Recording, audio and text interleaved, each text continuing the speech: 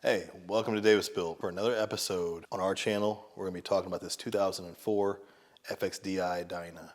So, my name is Leon Davis. Like, subscribe, and comment below, and make sure you follow along for all these new episodes.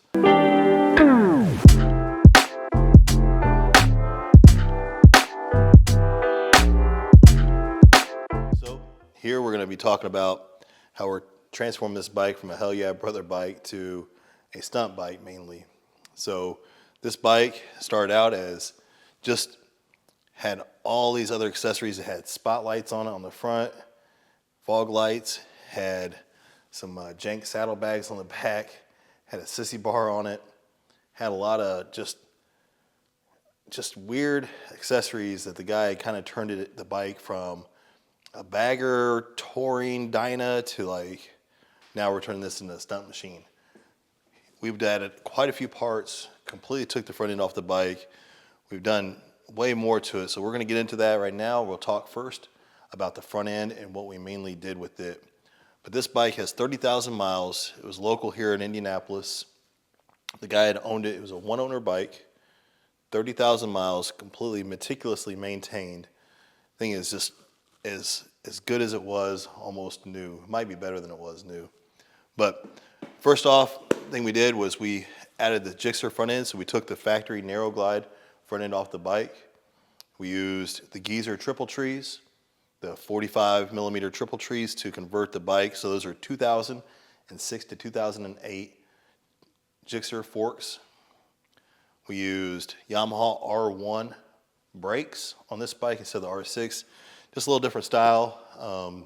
Really no benefit as far as the pressure of the calipers. We converted the bike from single disc, which was factory for these years, or for this model specifically, to dual disc. Now doing that and using the radial mount calipers, you have to change out your rotors. So you can't use the 11.8 inch rotors. What the ideal size of the rotor is a 320 millimeter that comes on a Gixxer front end. Now to convert that, it comes out to about 12.6 inches or so. These are 12.5 inch rotors, and we added 5 millimeter spacers to the calipers to space them out properly for these size rotors. TC Bros, the rotors are a floating rotor, fantastic rotor, so great stopping power. This bike is now going to be able to stop on a dime. We still have some more work to do with it. We're going to be making a custom mount for the fender itself, so we'll be fabbing that up. Got all the dimensions laid out, got a print made for it. Just need to put it into place and get them made. So that's why you see our fender here. So we mount that up so it'll look more factory after this is all done. Now, one thing that we also had to do was we made our own custom headlight mount. So the brow mount for this headlight is actually made out of 1/8 inch stainless.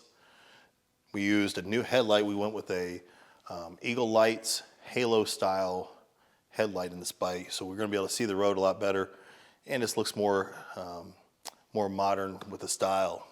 Something I really do like about it. Now, to make it easier, we went with the TC Bros risers, the 6-inch pullbacks. Now, you can also buy from TC Bros their speedo mount. So what you see on this bike also is the speedo mount that we used. Now, to be able to hang on to the bike, we went ahead and get some Big Al's bars. These mid-rise bars are awesome.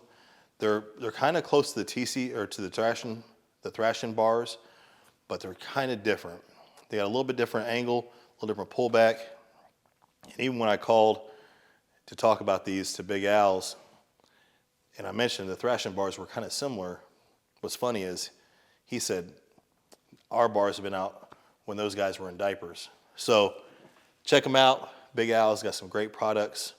Again, internally wired, so you don't see a lot of the wires now. We took all that, put it inside the bars, made it for a lot cleaner look.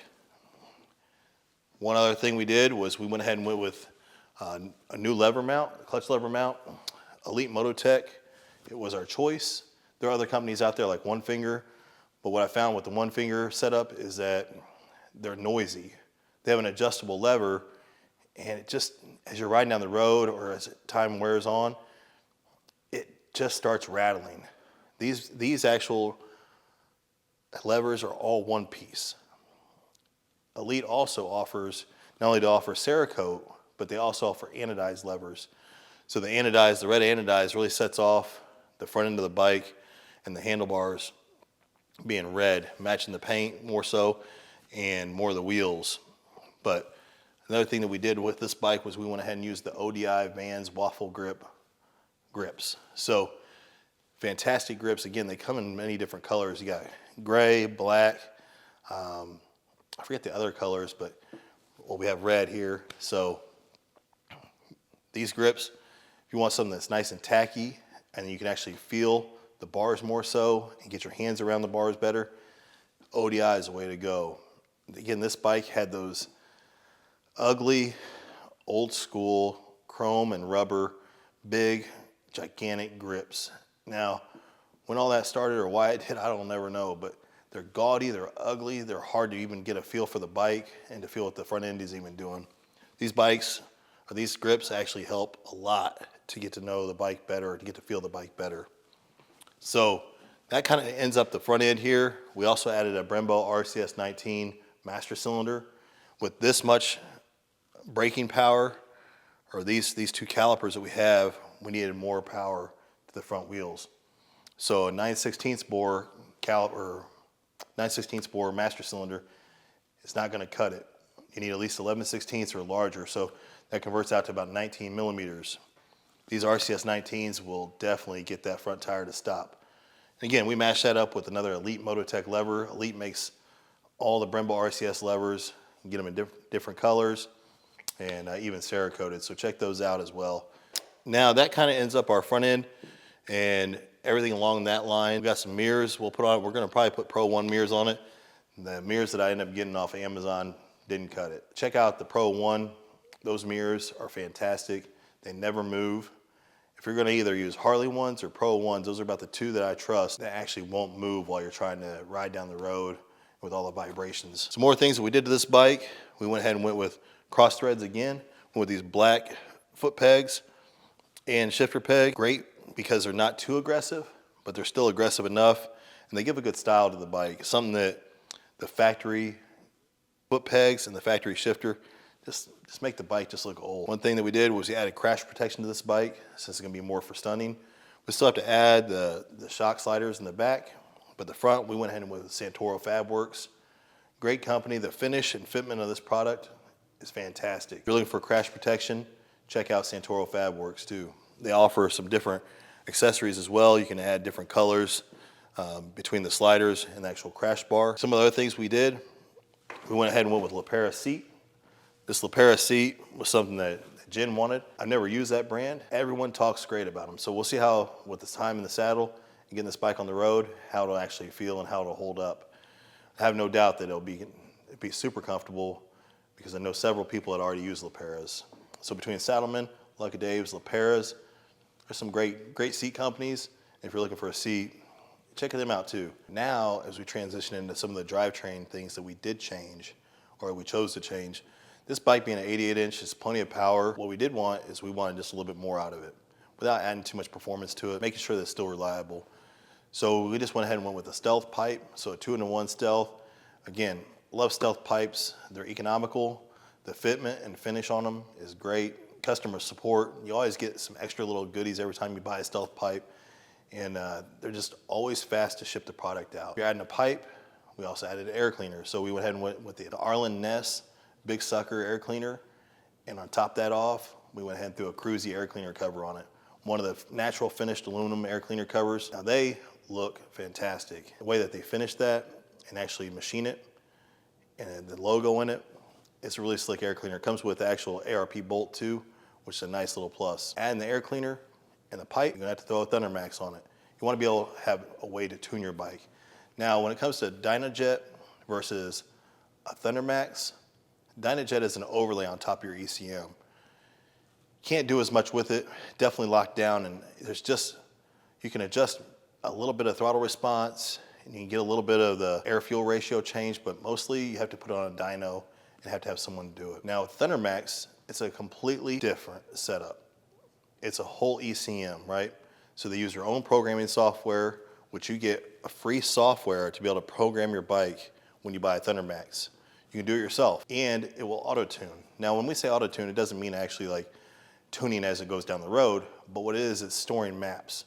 So every time you're cracking the throttle, every time you're cruising down the interstate, it's tracking your air-fuel ratio, it's tracking throttle positions, it's giving a new map that's auto-generated.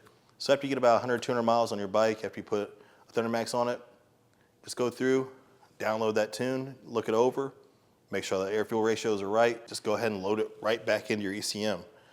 And the difference is incredible. When I did on my other Dyna, it made a huge difference in mid-range power. So when you're going and you're pulling through the throttle and you start feeling it, and the generated map that they gave me was good, but it's just kind of basic. It's just a basic tune to get your bike going and get you on the road. After reloading it, it was completely different through the mid-range. When I would roll on the throttle mid-range, you could feel the bike kind of load up, and the throttle response was laggy. After we reprogrammed it with the auto-tune, sharp as ever. As soon as you hit the throttle, the bike responds. I love Thundermax and their products. The support is amazing. Anytime you have a question or a concern, they're always there to fix it.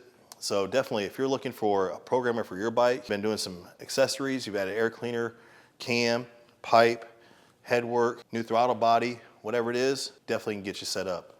So hit them up if you have any ECM needs or programming needs. I wouldn't waste my money on a Dynajet. But that's just me. There's a lot of people out there that have them, a lot of people that run them because they're easy to get, but a lot of people like the Power Vision setup. Well, if you like Power Vision, you can still set up the PC on your bike while you're riding. Or if you put it on a dyno, you can dyno tune it there, right there live. Check it out. It is a lot easier to program, and you get to do it yourself. So you feel a little bit more confident about what you're actually doing. We're going to talk about some of the other components. Now, we've already talked about the crash bar, crash protection, the front end, the bars, risers, controls. One thing that we also wanted to do was get rid of those shitty ass factory shocks. They're junk. And the stance on this bike really wasn't that great. Being that it's already about 20 years old, well actually it is 21 now, but we had to do something. So what did we do? We went ahead and grabbed Legends. We got these arcs here. These things are fantastic. Now, we didn't go with 14s. We wanted the seat height to be a little lower since Jen's gonna be riding it. So we went with 13s on this bike. We'd like to do 14s just for a little bit of the stance, but they are only 13. It'll be plenty for her. This bike has been a great project for us.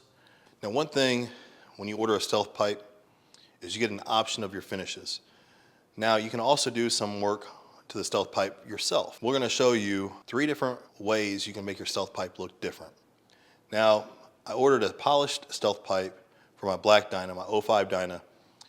Lead time is about 4 to 6 weeks though if you want to get it polished, plus it costs a little extra money. They look great, but if you don't need it for your bike, and with this naturally finished motor, and then the dollar finish, like the natural finished polished aluminum rocker covers, cam cover, and other covers on this bike, we went with just a regular finish stealth pipe. We did do something different though. To get rid of the weld marks, or the heat lines from the welding, just take some Scotch-Brite and actually just come along here with some WD-40, and you actually just roll it around and create that dull finish look, but it's also gonna get rid of the heat lines. So it gives us a slightly cleaner look to your pipe that you can do yourself. So with just a couple dollars and a can of WD-40, you can make your pipe look just like this. And we're gonna show you some other examples too of stealth pipes, like the one that's on my Road Glide that's not been touched. Now, with that bike being a performance bagger, I wanted that look, I wanted to keep that look, and wanted those heat lines on that pipe. And I didn't want to do a polished pipe. The bike's already got enough chrome and the paint job's flashy enough. I just said, I just wanted to keep it like it was and make it look naturally finished. Now, along the lines of drivetrain, we're gonna give you an example, or we're gonna show you some of the pieces that we did put on here. So the stealth pipe on this bike, Big Sucker air cleaner from Arlen Ness, our Kruesi Originals air cleaner cover, and we also, on this bike, have an Arlen Ness oil pressure gauge. One of these things on these bikes, the early Dyna or early twin cams, is you want to watch oil pressure, because the chain cam tensioners and the oil pump are connected together. And if you lose oil pressure, that's the last thing you want to happen. So it's a good investment. Buy one, they're about $100 to $200, but they can save you if you start seeing your oil pressure drop.